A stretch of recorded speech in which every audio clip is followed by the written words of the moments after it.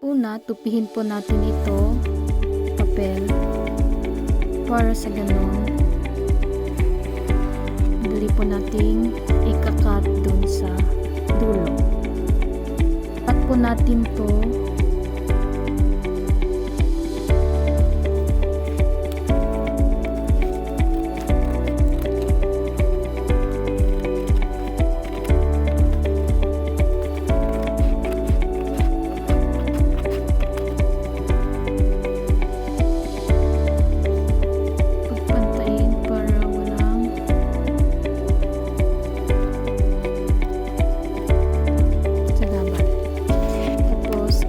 tupiin ulit natin dito sa kabila.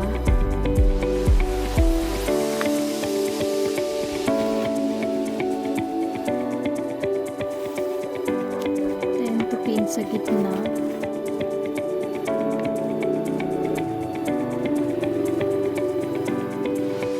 Tignan po natin at magpantay-pantay po.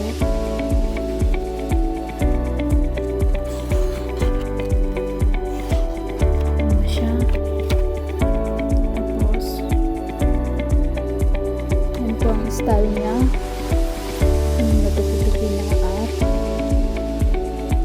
ganun po natin iulit natin para maging ganito siya.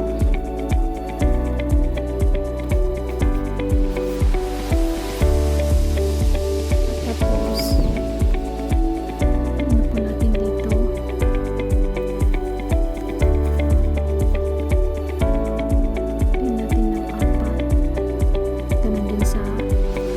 ganun din dito sa kabila.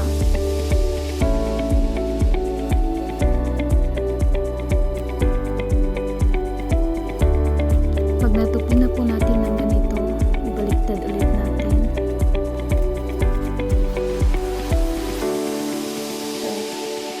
Pag natupi siya dito, baliktad ulit natin.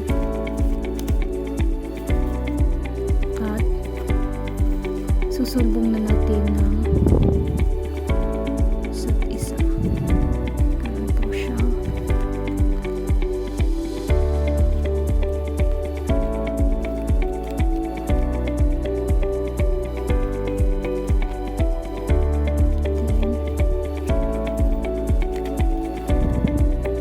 Pagpo natin dito para may paghipan po tayo.